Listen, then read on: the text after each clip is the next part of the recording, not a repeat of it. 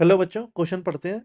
Find direction cosines of a line which makes equal angle with the coordinate axis. Okay, की concept समझते हैं इसका। की concept क्या है? लेट्स से एक लाइन है जो एक्स वाई जेड एक्सिस के साथ है ना, लाइन है, ये रही लाइन।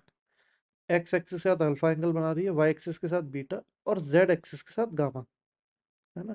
तो इसके जो डायरेक्शन कोसाइन होते हैं, है ना, नाम से ही पता चल रहा है डायरेक्शन कोसाइन होते हैं, वो होते हैं कॉस अल्फा, कॉस बीटा और कॉस गामा। लेकिन क्योंकि लाइन है, तो लाइन तो दो डायरेक्शन में जाती है, राइट। वेक्टर है, वो सिर्फ एक ही डायरेक्शन होती है वेक्टर की। लाइन की दोनों डायरेक्शन होती है, राइट, है ना। ऐसे लाइन है तो लाइन इस डायरेक्शन में भी जाएगी और इसमें भी जाएगी, ऑपोजिट डायरेक्शन में। तो इसके दो डायरेक्शन कोसाइन होते हैं, ये भी होता है और ये भी होता है, minus cos alpha, minus cos beta और माइनस कॉस गामा। पहली बात। दूसरी बात, अगर आप डायरेक्शन कोसाइन को स्क्वायर करके ऐड करेंगे, डायरेक्शन कोसाइन बेसिकली एक यूनिट वेक्टर की तरह काम करता है। क्या करता है? यूनिट वेक्टर की तरह। डायरेक्शन कोसाइन को अगर वेक्टर मान लेंगे तो उसका मैग्नीट्यूड 1 आएगा, है ना। ये याद, ऐसे भी याद रख सकते हैं इसको कि direction cosine is a unit vector.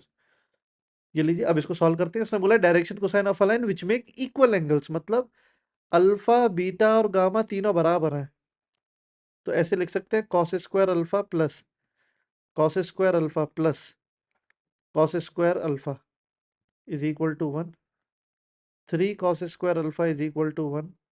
Cos square alpha is equal to 1/3 और cos alpha is equal two plus minus 1/√3। तो जो डायरेक्शन कोसाइन आएंगे वो क्या आएंगे? 1/√3, 1/√3 और 1/√3। और क्या आ सकते हैं? -1/√3, -1/√3 एंड -1/√3। ये दो डायरेक्शन कोसाइन आएंगे इसके। दैट मीन्स हमारे कितने आंसर आएंगे? दो आंसर्स आएंगे। Thank you.